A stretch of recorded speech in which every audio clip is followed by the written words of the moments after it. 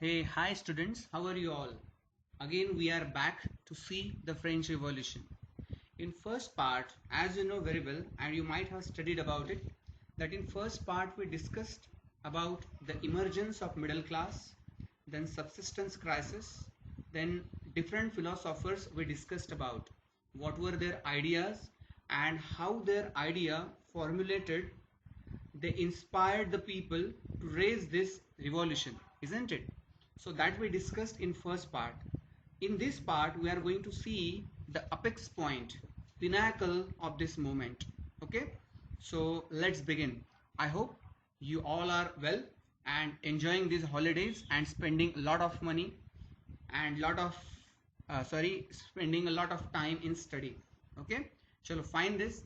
Let's begin part 2. In this part we'll discuss about the outbreak of the revolution. Okay, what was the tennis court oath, how the revolution took place, what incidents took place in this, and at the same time how different activities were being done by the people at that specific time. Okay, but before, as I told you, this must be clear to your mind that French Revolution was not a single incident. It was a series of events, isn't it? That's why if you study it, gradually you will come to know that incidents are taking place one after another. Okay?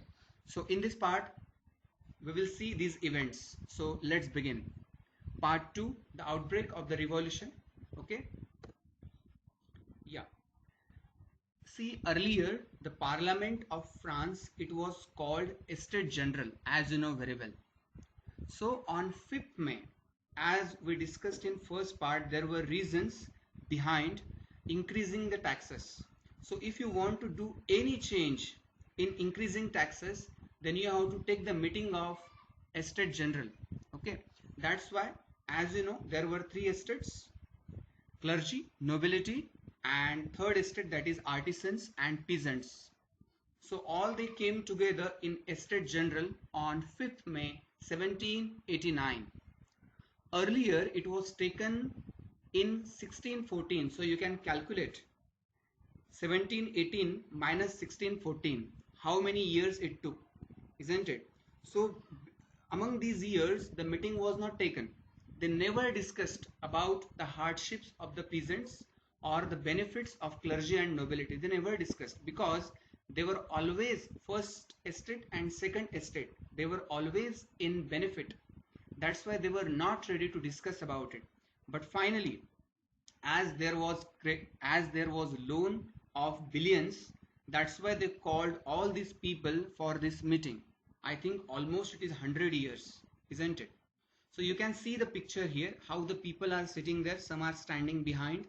Okay, so from each estate 300 members came. For example, from first and second estate they sent their 300 members as representative, and from third estate 600 people as a representative they came in estate general to discuss about this taxes.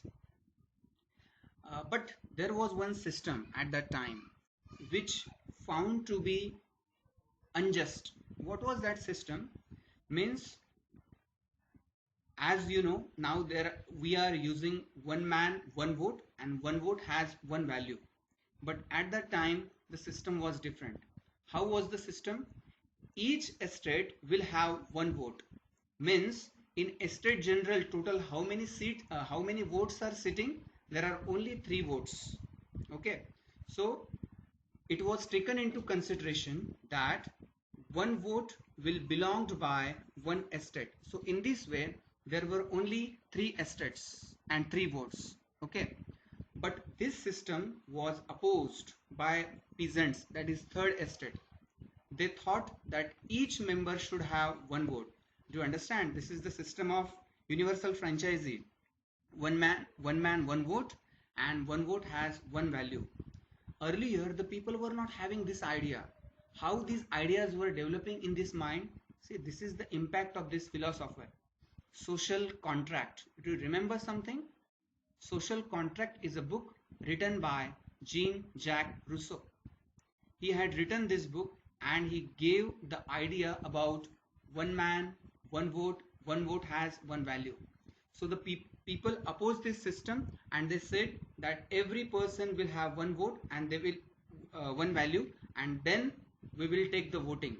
But this system was rejected by the king because definitely they thought that this system will go against us. And as they were so much worried, because as you know very well, rich people, they never want revolution because they are well settled. They don't want to disturb their life. Okay, so they rejected it, and this uh, infuriated third estate, they went out of this state estate general and directly they went to tennis court. Okay,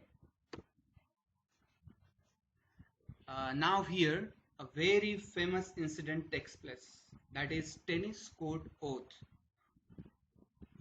All these third estate people, they gathered here. It was indoor place and all they got, it was indoor tennis court. They all assembled here. That's why it is called tennis court oath. And it was, the date was 28 June 1789.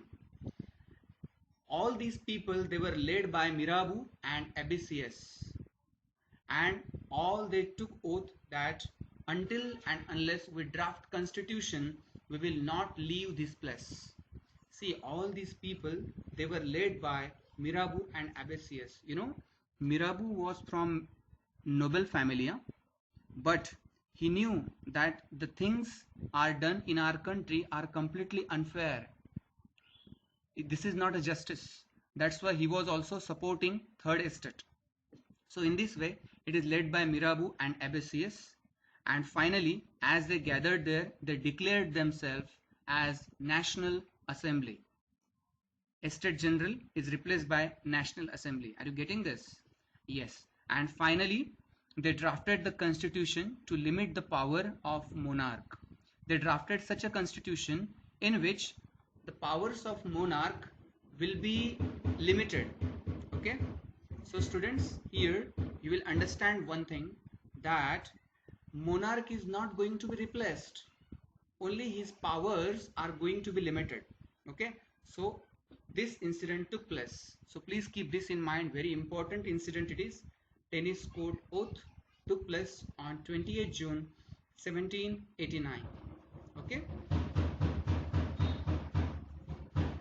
now here if you see, there is an agrarian revolt when National Assembly was being discussed, was being set up, and constitution was being drafted. At the same time, in rural area and in urban area also, revolts were being performed. How? Let's say, first of all, in cities, as it was a severe winter, because of this severe winter there was bad harvest, and because of this bad harvest, prices were increasing of bread, and at the same time those who were bakers, they were hoarding the grains, because as you know the principle of economy, that if supply is less, then price increases, and supply is more, then price decreases.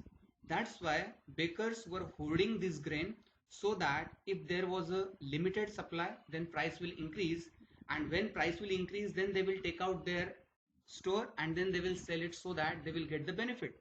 That was the intention behind it. So in this way, these bakers were hoarding the grain, and as the people were not getting bread, there were big queues in front of the shops. Okay, and that's why these angry women, they stormed into shops to get this bread. Okay, to control them, troops ordered to move into Paris.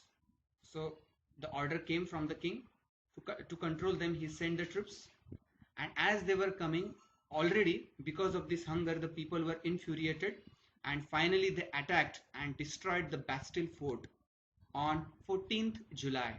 Okay, so 14 July 1789, it is also one of the date of French Revolution. So it was in cities. Now what about the countryside? In countryside, agrarian revolt was taking place. Agrarians means related to peasants, related to agriculture. So in countryside, what was going on? See, there was rumor among the people, among the peasants, what? That lords of the manor hired bands of brigands to destroy the ripe crops. What is a manor? Manor means kind of fort. Actually, it is not that much strong, but it is a big house. Will for our understanding, will imagine a big house that is called manor. So the landlords, they used to live in these manors, and kings used to live in forts. So the lords of the manor, they hired bands of brigands. Brigands means looters, okay, robbers. They hired them and they sent towards the peasants so that they can destroy the ripe crops. This was a rumor. So when people came to know about it, they just went to their farms, seized hoes and pitchforks, and peasants directly went to chateau and attacked.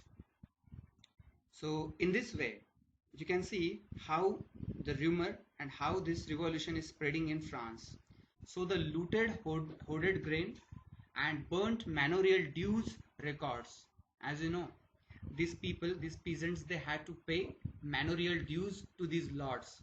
When they attacked their manors, they just burnt all their manorial dues records. So here you can see the picture, see the map, how this revolution is spreading.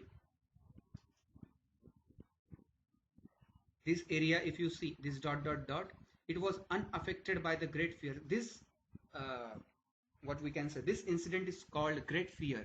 Okay, so it was completely, this dotted area, it was completely away from this Great Fear. Then if you see these black belts, it was regions of peasants unrest before July 1789, and these were the epicenters. These were the epicenters, these dots. How from these places it is spreading everywhere in France. Okay, so this was all about agrarian revolt. Yes, so when this revolt was going on and National Assembly was set up and constitution was drafted, what were the changes took place in France? On 14 July 1789, Louis accorded National Assembly. 14 July, do you remember? Bastille Fort was attacked on this date. Okay, so Louis accorded National Assembly. Second, monarch's powers will be checked by constitution.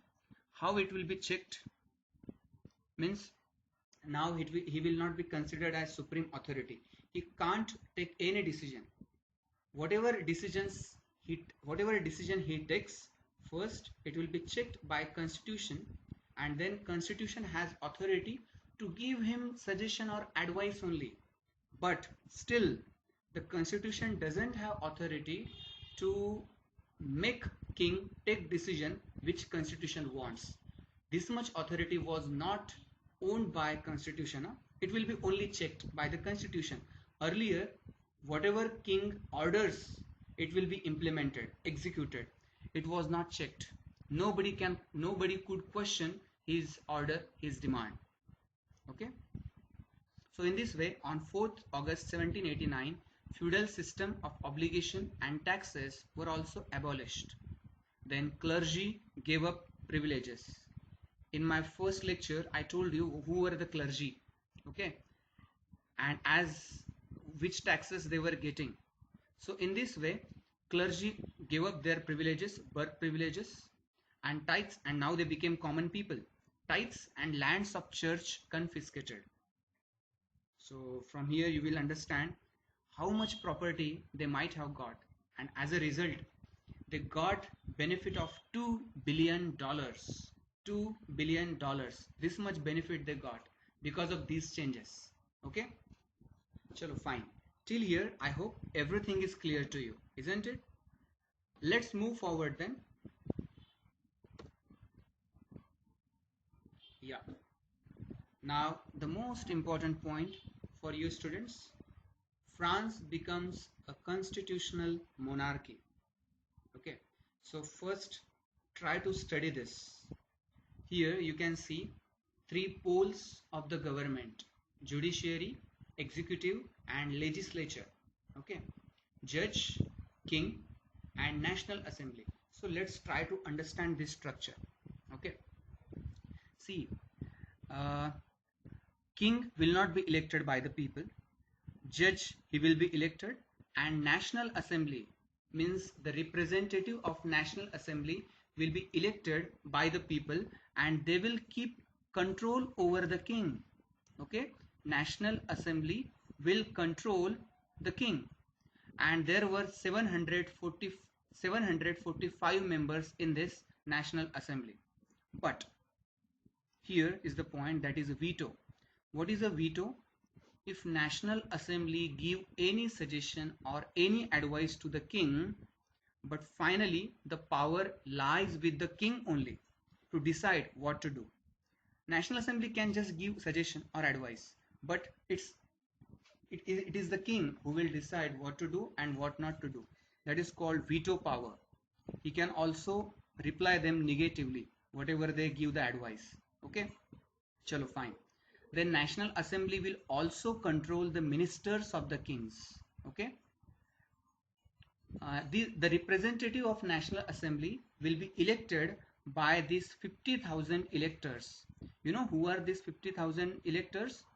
They are high taxpayers. They are located in the bracket of high tax paying people. Okay, so they can vote for this National Assembly. These active citizens and passive citizens, they can't vote these National Assembly people. Only these 50,000 men only, no women. Women also are not included in that. So these electors will elect this National Assembly. Then these electors, these 50,000 men, these electors, they will also be elected from the society itself. From whom? Active citizens.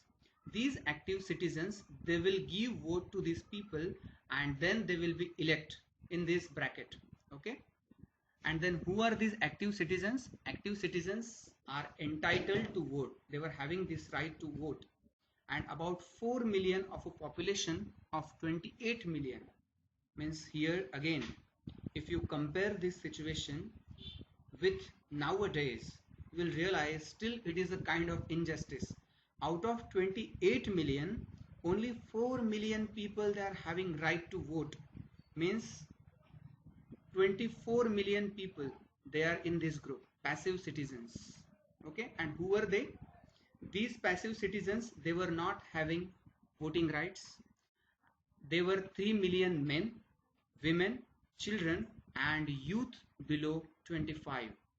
So in this 24 million, these people are included. So you might have understood this. This is a constitutional monarchy. Means constitution is also there and monarchy is also there. But henceforward, monarchy will be controlled by constitution. National Assembly will control the king. Okay. So I hope constitutional monarchy is clear to you. If you remember, if you see this picture and if you can draw this, I will insist that you should first draw. Then there will be no need to revise the points. Once you draw it properly, it will be fitted in your mind properly. Okay. So, and judge will also be elected by active citizens only. Okay. Chalo fine. Let's move forward then. Yeah.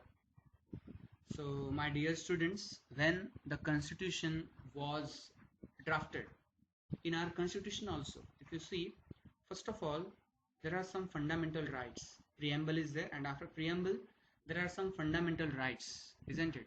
Means these fundamental rights, they are inalienable, inseparable. You can't take these fundamental rights from anybody. Okay, so they are called fundamental rights. Any rule, any regulation, any article of a constitution will not affect this fundamental right. So keeping this in mind only, you have to make the rules.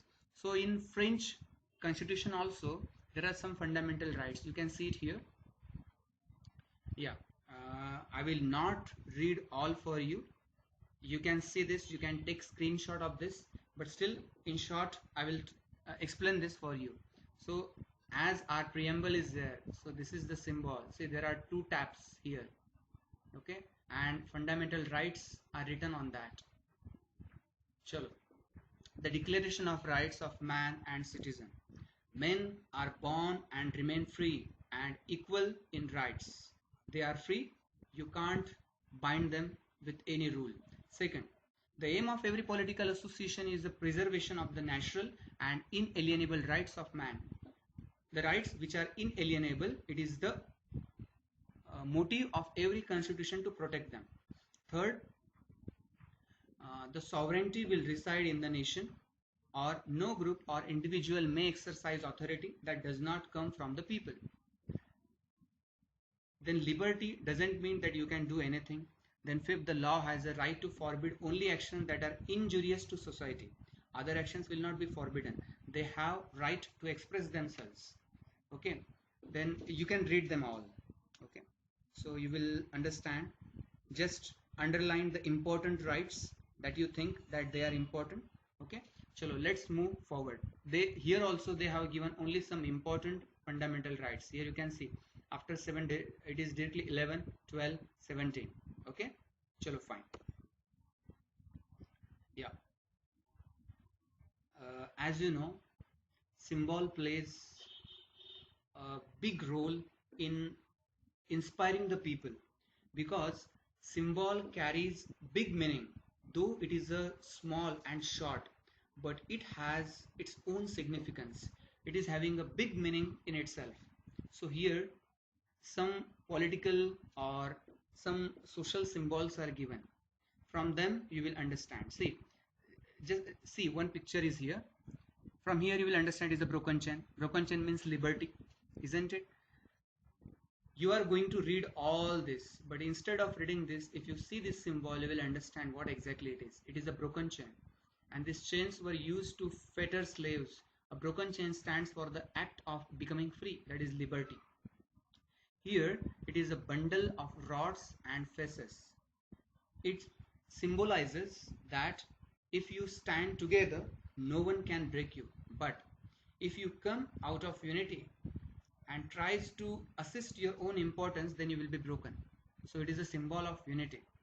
Okay, then here you can see there is a triangle, and in that triangle there is an eye, and it is a radiating energy. What it symbolizes? The seeing eye stands for knowledge. The rays of the sun will drive away the clouds of ignorance. Okay, then here you can see the scepter, Rajdanda. Okay, scepter symbolizes the royal power. Then here you can see one snake, and the snake is round in shape, and it is biting its own tail. It shows the eternity, means death and birth. It is just a cycle. One, after death there is a birth, and after birth there is a death. So ring has neither beginning nor end. Then red Phrygian cap worn by a slave upon becoming free. That was the system. Then blue, white, red. See, color also, as you know, in our tricolor flag, color symbolizes something. Okay, every color has its own significance. For example, white has the it symbolizes, it signifies peace, isn't it? So blue, white, red, the national colors of France. Then there is the winged woman. It is a personification of the law, and the law tablet. The law is the same for all, and for all equal before it. These three we have seen in our last slide, isn't it? So these are political symbols. Just look at them once. If you keep these pictures in your mind, it is very easy. You will understand it very easily what exactly they symbolizes. Okay. Yeah. So we are about to start part 3, but before starting that, if you have any question regarding this second part, you can ask me, okay, and you can send this to me. So I hope till here the second part is very clear to you. Still, if you have any question, you can ask me personally. You can write in comment box. Okay, chalo, fine. Thank you so much. Have a nice day.